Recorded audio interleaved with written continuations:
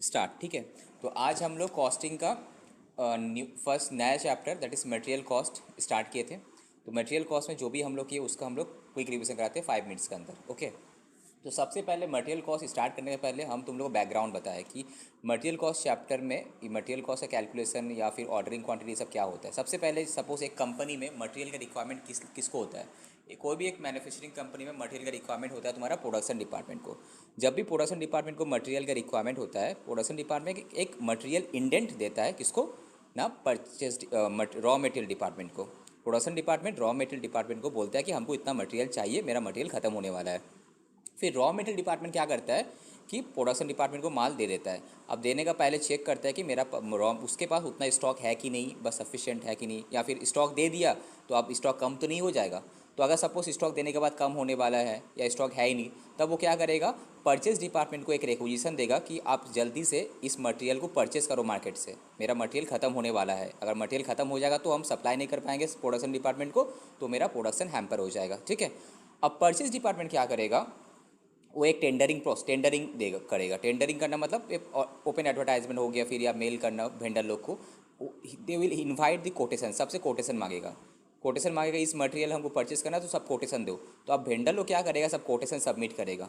अब purchase department क्या करेगा, वेंडर सिलेक्शन करेगा। उसमें दो चीज़ चेक करेगा, एक है तुम्हारा कि प्रोडक्ट का क्वालिटी कैसे होगा, रॉ मटेरियल क्वालिटी कैसा है, और उसका प्राइस कैसा है। अच्छा, सेम क्वालिटी का अगर सस्ते में कोई वेंडर सप्लाई करे तो हम उसी को सिलेक्ट करेंगे। ठीक है, अब वेंडर सिलेक्ट करने के बाद परचेस डिपार्टमेंट क्या करेगा, वेंडर को परचेस ऑर्डर इशू करेगा। परचेस ऑर्डर पीओ, पीओ में क्या रहता है, कितना क्वांटिटी हम वेंडर से, कौन सा वेंडर से परचेस करें, कितना क्वांटिटी परचेस करें, क्या रेट में परचेस करें, पेमेंट टर्म्स क्या होगा, डिलीवरी शेड्यूल क्या होगा, सब कुछ लिखा हुआ रहता है। अब वेंडर क्या करेगा, परचेस ऑर्डर मिलने के बाद वो हमको मटेरियल सप्लाई करेगा। मटेरियल सप्लाई वो रेल में भी कर सकता है या फिर रोड में भी कर सकता है। ठीक है, रोड में भी कर सकता है या फिर रेल में भी कर सकता है। उसके लिए डॉक्यूमेंट क्या रहेगा, tax invoice and E way bill, tax invoice and E way bill. अब मटेरियल प्लांट में आ गया, मटेरियल जब प्लांट में आएगा उसका वेमेंट होता है, वेब्रिज में वेमेंट होता है, मापा जाता है, वजन किया जाता है। ओके, हो सकता है कि सामने वाला वेंडर जो क्वांटिटी दिया था, हम मेरा पास जब पहुंचा क्वांटिटी कम हो गया व ज़्यादा हो गया, वट एवर हो सकता है। तो अब क्या करेगा, ये मटेरियल अल्टीमेटली चले जाएगा, तुम्हारा जो रॉ मटेरियल डिपार्टमेंट है, रॉ मटेरियल डिपार्टमेंट के पास चले जाएगा। वो क्या करेगा, इसका जीआरएन करेगा। जीआरएन मतलब स्टॉक का अकाउंटिंग करेगा। फिर जो टैक्स इन्वॉइस दिया था, उस टैक्स इन्वॉइस तुम्हारा फाइनेंस डिपार्टमेंट के पास चले जाएगा। वो क्या करेगा, उस बिल का प्रोसेस करेगा। क्या करेगा, GL account debit to vendor पर लाइबिलिटी, फिर liability account debit to bank. ठीक है, ये खत्म, ये तुम्हारा बेसिक फंडा था। अब क्वेश्चन ये है सर, ये जो परचेस डिपार्टमेंट परचेस करता है उसको तो पता है कि मेरा साल भर का रिक्वायरमेंट सपोज 1000 kg है। तो अब क्वेश्चन है कि जो 1000 kg परचेस करना है कि एक ही बार में परचेस कर ले या 2-3 बार में करे, कैसे करे। तो उसको ऑर्डर क्वांटिटी डिसाइड करने पड़ता है। तो इस ऑर्डर क्वांटिटी डिसाइड करने का इसमें दो कंसेप्ट आता है, एक होता है तुम्हारा ऑर्डरिंग कॉस्ट, एक होता है कैरिंग कॉस्ट। ऑर्डरिंग कॉस्ट क्या होता है, सिंपल है कि जितना हम जो मेरा एनुअल रिक्वायरमेंट है उससे जो मेरा ऑर्डर क्वांटिटी है अगर डिवाइड करेंगे तो मेरा नंबर ऑफ ऑर्डर आ जाएगा। Annual demand divided by order quantity is my number of order. तो number of order into ordering cost per order करने से मेरा टोटल ऑर्डरिंग कॉस्ट आ जाएगा। Number of order into ordering cost per order करने से मेरा टोटल ऑर्डरिंग कॉस्ट आ जाएगा। तो यहाँ पे एक चीज़ हम लोग नोटिस किए थे, relationship ordering quantity and number of and total ordering cost में क्या रिलेशनशिप है। मेरा ऑर्डरिंग क्वांटिटी जितना ज़्यादा होगा मेरा नंबर ऑफ ऑर्डर उतना कम हो जाएगा। नंबर ऑफ ऑर्डर अगर कम हो गया तो मेरा टोटल ऑर्डरिंग कॉस्ट भी कम हो जाएगा। सिमिलरली उल्टा, अगर मेरा ऑर्डरिंग क्वांटिटी कम हुआ तो मेरा नंबर ऑफ ऑर्डर ज़्यादा हो जाएगा, और नंबर ऑफ ऑर्डर ज़्यादा हो गया तो मेरा ऑर्डरिंग कॉस्ट भी बढ़ जाएगा। That means inverse relationship. हम लोग जो डायग्राम किए थे EOQ का, उसमें देखे तो ऑर्डरिंग कॉस्ट तुम्हारा वाई एक्सिस से स्टार्ट करके एक्स एक्सिस का तरफ डाउनवर्ड कट होते जा रहा था, बिकॉज जितना ज़्यादा मेरा ऑर्डरिंग क्वांटिटी बढ़ते जा रहा था उतना वो जो लाइन है फॉल करते जा रहा था। करेक्ट। अब हम लोग आए थे कैरिंग कॉस्ट का कंसेप्ट क्या था। कैरिंग कॉस्ट क्या होता है, कोई भी मटेरियल वगैरह जब हम लोग परचेस करके लाते हैं तो उसको कैरी करने में, मेंटेन करने में, रखने में कुछ खर्चे लगता है, जैसे कि फायर इंश्योरेंस वगैरह हो, बोलो कुछ भी, वहाँ जो स्टाफ का सैलरी वगैरह एक्सेट्रा, रिपेयर मेंटेनेंस एक्सेट्रा। तो तुम्हारा क्वेश्चन में कैरिंग कॉस्ट आइदर परसेंटेज में दिया हुआ रहेगा। अगर परसेंटेज दिया हुआ है तो जो भी तुम्हारा मटेरियल प्राइस होगा उसके साथ तुमको मल्टीप्लाई करना है। अगर डायरेक्ट दिया हुआ है कॉस्ट तो वो सपोज 10 रुपया दिया तो 10 रुपया पर यूनिट, हमेशा carrying cost per unit per annum में निकालना है। ठीक है। अब कैरिंग कॉस्ट कैलकुलेट कैसे करेंगे सर, कैरिंग कॉस्ट कैलकुलेट करना है हमको average inventory into carrying cost per unit per annum. Sir average inventory कैसे कैलकुलेट करेंगे sir, ordering quantity divided by 2। Ordering quantity divided 2 करने से मेरा एवरेज क्वांटिटी आ जाएगा। तो average quantity into carrying cost per unit करने से टोटल कैरिंग कॉस्ट आ जाएगा। तो now what is EOQ। EOQ क्या होता है सर, EOQ एक ऐसा पॉइंट है सर जहाँ पे कैरिंग कॉस्ट का अगर हम लोग डायग्राम देखें, कैरिंग कॉस्ट सबका डायग्राम ऊपर की तरफ जाते रहता है, एक जगह में आके ordering cost and carrying cost का लाइन एक दूसरे को टच करेगा। This touching point is EOQ, that is intersection point EOQ, economic order quantity. Economic order quantity कैसे कैलकुलेट करते हैं, the root 2AO by C. A क्या होता है, A is your annual requirement of raw material, annual requirement of raw material. O क्या होता है, ordering cost per order, O क्या होता है, ordering cost per order. C क्या होता है, carrying cost per unit per annum, carrying cost per unit per annum. तो 2AO बाई सी करने से मेरा इकोनॉमिक ऑर्डर क्वांटिटी कैलकुलेट हो जाएगा। अब हम लोग देखे थे at EOQ total ordering cost must be equal to total carrying cost, उसका हम लोग प्रूफ करके भी देखे थे। टोटल ऑर्डरिंग कॉस्ट कैसे निकाले थे, number of order into ordering cost per order. Total carrying cost कैसे कैलकुलेट किए थे, average inventory into carrying cost per unit per annum. तो हम लोग प्रूफ करके देखे भी थे कि एट ईओक्यू में total ordering cost is equal to total carrying cost. उसके बाद हम लोग एक सम स्टार्ट किए थे वहाँ पे, क्वेश्चन नंबर 15, जिसको हम रिवाइज करेंगे। वहाँ पे था तुम्हारा एक सिंपल सा क्वेश्चन कि ईओक्यू कैसे कैलकुलेट करना है, हम लोग कैलकुलेट कर भी लिए थे। अब वहाँ पे एक सिचुएशंस था कि तुम्हारा एक ईओक्यू आ रहा है एंड तुमको एक ऑफर दिया जा रहा है। तुम अगर इस ऑफर को एक्सेप्ट करते हो तो तुम्हारा परचेस प्राइस में डिस्काउंट देंगे, 4% डिस्काउंट। ठीक है। अब क्वेश्चन ये था सर हम लोग कैसे सोल्यूशन, कैसे हम लोग एडवाइस दें। तो हम लोग क्या करेंगे इस सिचुएशन में, दोनों पैरेलली कंपेयर करेंगे, एक दो कलम बनेगा, EOQ and non EOQ buy offer वाला। तो तीनों चीज़ हम लोग, जो भी तुम्हारा क्वेश्चन में डेटा था, एनुअल डिमांड कितना है, कॉस्ट ऑफ प्लेसिंग ऑर्डर कितना है, cost per unit of raw material कितना है। याद रखना रॉ मटेरियल का प्राइस दोनों सिचुएशन में, एक में 400 होगा, दूसरे में डिस्काउंट देने का बात होगा। कैरिंग कॉस्ट पर यूनिट क्या होगा, सिंस रॉ मटेरियल का प्राइसेस चेंज हो रहा है तो कैरिंग कॉस्ट पर यूनिट भी तुम्हारा चेंज हो जाएगा। फिर ऑर्डरिंग कॉस्ट क्या है लिखने के बाद हम लोग क्या किए थे, फर्स्ट हम लोग कैलकुलेट करें टोटल परचेस कॉस्ट क्या होता है। टोटल परचेस कॉस्ट क्या होता है, जो भी मेरा annual requirement of raw material है, that annual requirement of raw material into purchase price. ठीक है। फिर हमको कैलकुलेट करना था टोटल ऑर्डरिंग कॉस्ट। वो कैसे कैलकुलेट करेंगे सर, नंबर ऑफ ऑर्डर निकालेंगे। नंबर ऑफ ऑर्डर से कैसे निकालेंगे, नंबर ऑफ ऑर्डर के लिए करना है हमको annual requirement that is A divided by order quantity, A by O Q. इससे मेरा नंबर ऑफ ऑर्डर निकल जाएगा। तो जैसा नंबर ऑफ ऑर्डर निकल जाएगा तो मेरा टोटल ऑर्डरिंग कॉस्ट भी निकल जाएगा। Number of order into ordering cost per order करने से टोटल ऑर्डरिंग कॉस्ट आ गया। Number of order into ordering cost per order करने से टोटल ऑर्डरिंग कॉस्ट आ गया। दोनों सिचुएशन में कैलकुलेट करेंगे। अब हमको करना है carrying cost. Sir carrying cost के लिए सबसे पहले हमको एवरेज इन्वेंट्री चाहिए। तो एवरेज इन्वेंट्री क्या था, ordering quantity by 2, ordering quantity by 2, तो मेरा एवरेज इन्वेंट्री आ गया। एवरेज इन्वेंट्री का साथ हम लोग मल्टीप्लाई करेंगे carrying cost per unit per annum, तो मेरा टोटल ऑर्डरिंग कॉस्ट आ जाएगा। अब हम तीनों खर्चे को हम लोग कंपेयर करेंगे। एक तुम्हारा टोटल परचेस कॉस्ट कितना था, टोटल ऑर्डरिंग कॉस्ट कितना था, टोटल कैरिंग कॉस्ट कितना था। तीनों खर्चा को मिला के हम लोग चेक करेंगे मेरा खर्चा कहाँ पे कम आ रहा है। जहाँ पे भी कम आ रहा है हम उस ऑफर को एक्सेप्ट करेंगे। तो आज हम लोग यहीं तक किए थे। तो ठीक है, आज हम लोग मटेरियल कॉस्ट का थर्ड क्लास का जो भी हम लोग सीखे डिस्कस किए उसका क्विक रिवीजन कराते हैं। ठीक है। तो आज हम लोग क्या किए, मटेरियल कॉस्ट में जो टॉपिक था ईओक्यू, उसका ऑलरेडी क्लास हो चुका था।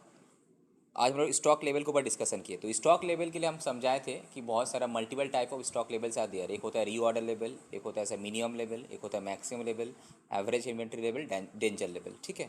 तो सर ये स्टॉक लेवल का इंपॉर्टेंस क्या है, बिकॉज ये स्टॉक लेवल से पता चल जाएगा तुमको कि कब हमको मटेरियल ऑर्डर करना है, कितना हमको मिनिमम मटेरियल स्टोर में रखना है, कितना हमको मैक्सिमम स्टॉक रखना है, कौन सा सिचुएशन अगर आ जाएगा तो डेंजर लेवल में पहुंच जाएंगे, और मेरा एवरेज लेवल वगैरह क्या होता है इस इन्वेंट्री का। बिकॉज अगर तुमको यही नहीं पता कि सर मैक्सिमम कितना स्टॉक रखना चाहिए, मिनिमम कितना मेरा रखना चाहिए, कब रीऑर्डर क्वांटिटी, कब हमको रीऑर्डर करना चाहिए, तो अदरवाइज हम कंट्रोल कैसे करेंगे। मेरा अननेसेसरी क्या होगा, मेरा कैरिंग कॉस्ट ज़्यादा हो जाएगा, तो मेरा कॉस्ट ज़्यादा हो जाएगा। ठीक है। तो इसीलिए सबसे पहले हम लोग डिस्कस करते रीऑर्डर लेवल। तो हमेशा देखना मैक्सिमम स्टॉक लेवल सबसे टॉप में रहता है, उसके बाद रहता है रीऑर्डर लेवल, नेक्स्ट रहता है तुम्हारा वर्ड मिनिमम लेवल। ठीक है। तो सर रीऑर्डर लेवल कैसे कैलकुलेट करेंगे, तो रीऑर्डर लेवल का मीनिंग क्या होता है, तो sir maximum consumption into maximum delivery period या फिर reorder period. Delivery period, reorder period, lead time सब एक ही वर्ड है। ठीक है। तो reorder level equals to maximum consumption into maximum delivery period, maximum consumption into maximum delivery period. और इसका ऑल्टरनेटिव फार्मूला क्या था, minimum level, because reorder level क्या होता है, मिनिमम लेवल को ऊपर रहता है, तो minimum level plus normal consumption into normal delivery period. Alternative formula क्या है, minimum level plus normal consumption into normal delivery period. तो रीऑर्डर लेवल का सर मीनिंग क्या, what is the difference between sir reorder level and reorder quantity. जो सभ्यसाची, जो ये सागर माची गलती कर रहा था, reorder level and reorder quantity का अंदर डिफरेंस यही है कि सर रीऑर्डर क्वांटिटी क्या होता है, ईओ काइंड ऑफ ईओक्यू होता है। मतलब हम लोग कैलकुलेट ऐसे करते हैं √2AO बाई सी। मतलब रीऑर्डर क्वांटिटी मीनिंग होता है जब भी सर हमको ऑर्डर देना है तो कितना ऑर्डर देना है, that is your reorder quantity.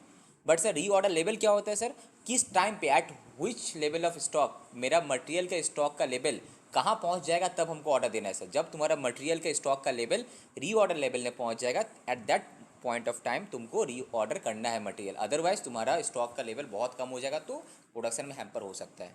तो रीऑर्डर लेवल क्या होता है sir, eight which point of time, कौन सा लेवल में जब मेरा मटेरियल आ जाएगा तो हमको रीऑर्डर करना है। तो this is the difference between reorder level and reorder quantity. Reorder quantity कितना ऑर्डर करना है, रीऑर्डर लेवल कब ऑर्डर करना है, ठीक है। तो रीऑर्डर लेवल का फॉर्मूला क्या था, maximum consumption into maximum delivery period और minimum level plus normal consumption into normal delivery period. Clear.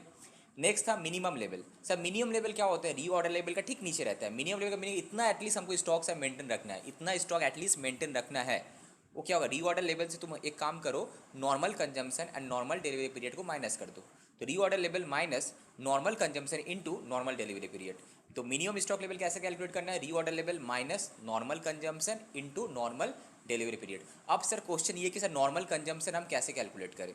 तो नॉर्मल कुछ नहीं, अगर तुम्हारा क्वेश्चन में मैक्सिमम कंजम्पशन दिया हुआ है, मिनिमम कंजम्पशन दिया हुआ है, तो दोनों को ऐड करके divided by 2, maximum consumption plus minimum consumption divided by 2 करने से क्या आ जाएगा, नॉर्मल कंजम्पशन आ जाएगा। Similarly sir normal delivery period कैसे मिलेगा, तुम्हारा क्वेश्चन में एक मिनिमम एक मैक्सिमम डिलीवरी पीरियड दिया हुआ रहता है, तो minimum delivery period plus maximum delivery period को ऐड करो, डिवाइडेड बाय 2 करो, तो नॉर्मल डिलीवरी पीरियड भी मिल जाएगा, ठीक है। नेक्स्ट है सर मैक्सिमम लेवल कैसे कैलकुलेट करना है। मैक्सिमम लेवल सबसे टॉप में रहता है, तो reorder level plus reorder quantity भी उसमें ऐड हो जाएगा। रीऑर्डर लेवल में पहुंच गए, उसके ऊपर रीऑर्डर क्वांटिटी भी ऐड हो जाएगा, उससे तुम माइनस कर दो mini that is minimum consumption into minimum reorder period. Reorder level plus reorder quantity minus minimum consumption into minimum reorder period, तब आ जाएगा मैक्सिमम लेवल, ठीक है। अब था सर मैक्सिमम लेवल का मतलब क्या, इससे ज़्यादा स्टॉक नहीं रखना है हमको, इससे ज़्यादा स्टॉक रखोगे तो अननेसेसरी आपका कैरिंग कॉस्ट बढ़ जाएगा, ठीक है। नाउ एवरेज इन्वेंट्री लेवल क्या होता है सर, एवरेज इन्वेंट्री लेवल क्या होता है, मिनिमम स्टॉक का लेवल जो हम कैलकुलेट किए थोड़े पहले प्लस मैक्सिमम स्टॉक का level divided by 2, minimum stock का लेवल प्लस मैक्सिमम स्टॉक का लेवल डिवाइडेड बाय 2। इसका ऑल्टरनेटिव फॉर्मूला क्या है, minimum level plus reorder quantity by 2, minimum level plus reorder quantity by 2, ठीक है। अब था डेंजर लेवल। तो डेंजर लेवल क्या था, डेंजर लेवल मतलब ऐसा स्टॉक का लेवल है, मिनिमम लेवल से भी नीचे रहता है डेंजर लेवल, मिनिमम लेवल से भी नीचे रहता है डेंजर लेवल। यहाँ पे अगर स्टॉक पहुँच गया तो इसका मतलब डेंजर सिचुएशन, अगर इमीडिएटली अगर तुम परचेस नहीं किया तो मेरा प्रोडक्शन हैम्पर हो सकता है। तो how to calculate danger level, average consumption जो हर रोज हम नॉर्मली जो एवरेज कंजम्पशन करते हैं, तुम्हारा क्वेश्चन डेज में हो सकता है, वीक में हो सकता है, जैसे रहेगा वैसे ही करना, ठीक है। तो average consumption into maximum reorder period for emergency purchase, emergency purchase का जो तुम्हारा रीऑर्डर पीरियड रहेगा उससे मल्टीप्लाई कर देना, average consumption into emergency purchase का जो भी मेरा रीऑर्डर पीरियड रहेगा उससे मल्टीप्लाई करते हो, तुम्हारा आ जाएगा डेंजर लेवल। तो 5 लेवल हम लोग देखे, reorder level, minimum level, maximum level, average inventory का लेवल एंड डेंजर लेवल, ठीक है।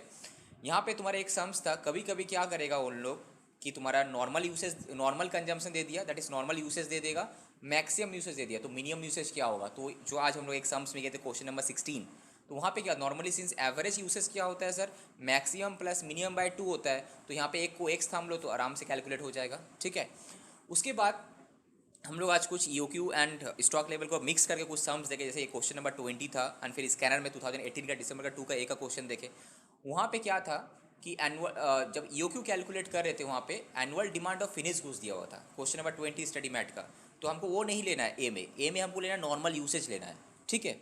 उसी क्वेश्चन का रेक्टिफाइड क्वेश्चन था तुम्हारे दिसंबर में जो क्वेश्चन आया हुआ 2018 में स्कैनर में, वहाँ बता दिया था कि एक कंपनी एक स्पेशल प्रोडक्ट बनाता है, उस प्रोडक्ट बनाने के लिए रॉ मटेरियल जेडी चाहिए, तो जेडी इज रॉ मटेरियल, अब उसका क्लियर कट दिया हुआ था, तो वहाँ पे कोई डाउट नहीं था। तो याद रखना ये जो तुम्हारा है annual consumption, it should always be annual consumption of raw material. अगर वीक में दिया हुआ था इंटू 52 वीक करके मल्टीप्लाई करके एनुअल में कन्वर्ट करना, मंथ में दिया हुआ है तो इंटू 12 करके मंथ उसको ऐड है, ठीक है। नेक्स्ट नेक्स्ट हम लोग देखे थे नेक्स्ट हम लोग देखे थे स्टॉक लेवल क्या होता है। स्टॉक लेवल में stock not stock level, stock का वैल्यूएशन का मेथड देखे थे। स्टॉक का वैल्यूएशन का मेथड तुम्हारा एक लीफो है, एक फीफो है, एक वेटेड एवरेज है, एक सिंपल एवरेज है, ठीक है। अब सर लीफो फीफो क्या होता है, क्या लीफो मतलब last in first out and FIFO होता है फर्स्ट इन फर्स्ट आउट। जब भी हम लोग स्टॉक परचेस करते हैं वो परचेस करके जमा रखते जाते, पर जब भी हम लोग को स्टॉक उस स्टॉक को यूज़ करने का रहता है, जब भी उस रॉ मटेरियल को यूज़ करने का रहता है, तो हम लोग क्या करता है, रॉ मटेरियल डिपार्टमेंट या स्टोर डिपार्टमेंट उस स्टॉक को या फिर स्टोर आइटम को या फिर रॉ मटेरियल को इशू करता है प्रोडक्शन डिपार्टमेंट। जब भी इशू करता है उस इशू का टाइम में से कौन सा स्टॉक को इशू करे, हम जो पहले परचेस किए तो वो इशू करे या फिर जो लास्ट में परचेस किए तो वो इशू करे। तो इस यहाँ पे तुम्हारा एक टेक्निक एक मेथड फॉलो होता है कि लीफो फीफो वट एवर, ठीक है, नेक्स्ट क्लास में हम लोग देखेंगे लीफो फीफो का बेसिस में स्टॉक का वैल्यूएशन कैसे होता है। आज जस्ट हम लोग यही कवर किए कि स्टॉक का लेवल कैसे कैलकुलेट करने पड़ता है, ईओक्यू एंड स्टॉक का लेवल के ऊपर कुछ सम्स हम लोग किए। एंड फिर वेस्ट स्क्रैप एंड स्पॉइलेज वाला क्या होता है, जितना भी हम लोग इनपुट डालते हैं, स्पॉइलेज अब हम लोग देखा क्या है, जितना भी हम लोग इनपुट देते हैं तो हमेशा आउटपुट कुछ कम रहता है बिकॉज ऑफ दो लॉस, एक normal loss and this is abnormal loss. Normal loss क्या होता है, जो भी नॉर्मल होगा it's a part of processing process का एक पार्ट है। और एबनॉर्मल लॉस क्या हो, जो मेरा नॉर्मल लॉस से ज़्यादा हो, टोटल लॉस हमारा normal loss is my abnormal loss. जो अगर हम चाहते तो कंट्रोल कर सकते थे, बट बिकॉज ऑफ मैनेजमेंट का फॉल्ट, ठीक है, हम लोग का फॉल्ट का वजह से वो लॉस हुआ। तो नॉर्मल लॉस जो होता है वो मेरा प्रोडक्ट कॉस्ट में ऐड हो जाता है, उससे खाली क्वांटिटी हम लोग लेस करते हैं, कॉस्ट कोई लेस नहीं करते, ठीक है। बट जो एबनॉर्मल लॉस होता है उसका क्या होता है, क्रेडिट मिल जाता है। जो क्वांटिटी है वो उसका रेट, अगर उसका रेट मार्केट वैल्यू नहीं दिया हुआ तो कॉस्ट ले लेते हैं उसका रेट, एवरेज रेट, अदरवाइज अगर मार्केट वैल्यू रहता है तो उसी रेट में माइनस कर देते हैं हम लोग, ठीक है। तो ऐसे निकालते हैं। अब हम लोग उसका बाद देखिए क्या, अब नाउ क्वेश्चन इज वेस्ट क्या होता है, स्क्रैप क्या होता है, स्पॉइलेज क्या होता है। वेस्ट क्या होता है, जिसका कोई मार्केट वैल्यू नहीं है, ठीक है। स्क्रैप क्या होता है, जिसका कोई मार्केट वैल्यू है, जैसे कि हम लोग ब्लास्ट फर्नेस वगैरह में क्या करते हैं, स्क्रैप फी से रिचार्ज करते हैं जिसको फिर रीयूज हो जाता है, ठीक है। अब स्पॉइलेज क्या होता है, जो डैमेज माल निकला product, that is my spoilage, correct. उसका बाद हम लोग आ गए थे लीफो फीफो। लीफो क्या होता है, लास्ट इन फर्स्ट आउट। तो सबसे पहले तुम्हारा क्वेश्चन में दिया रहेगा ओपनिंग स्टॉक दिया हुआ इतना, परचेस दिया हुआ, क्लोजिंग स्टॉक दिया हुआ रहेगा। अब तुम बोलेगा क्लोजिंग स्टॉक का रेट क्या हुआ, तो पहले हम सेल निकाल लेते हैं, opening plus purchase minus closing stock का क्वांटिटी, सेल निकल गया। अब हमको सोचना है कि सेल जो हम किए कौन सा वाला सीखेंगे, LIFO last in first out. तो लास्ट इन मतलब पहले परचेस हुआ होगा, अदरवाइज प्रोडक्शन होगा, उसी से पहले सेल किए, उसके बाद ओपनिंग को टच करेंगे, ठीक है। अब जब क्लोजिंग स्टॉक का वैल्यू निकालना है हमको, देखना सपोज क्लोजिंग स्टॉक 2000 के जी। अब मुझे 2000 के जी कहाँ से आ रहा है, लीफो तो ऑब्वियसली ओपनिंग वाला पहले हो, जो बचा हुआ वो देख के समझ में आ जाएगा कौन सा बचा हुआ है, और उसका इंडिविजुअल रेट लेके मल्टीप्लाई कर देने से निकल जाएगा, ठीक है। सेम लीफो सेम है तेरा FIFO, first in first out. तो पहले ओपनिंग स्टॉक वाला जो हम सेल कर दिए होंगे, जो बचा हुआ परचेस से बचा होगा, तो परचेस का जो रेट वही मेरा क्लोजिंग स्टॉक वाला रेट होगा, ठीक है। बस यही था हम लोग का।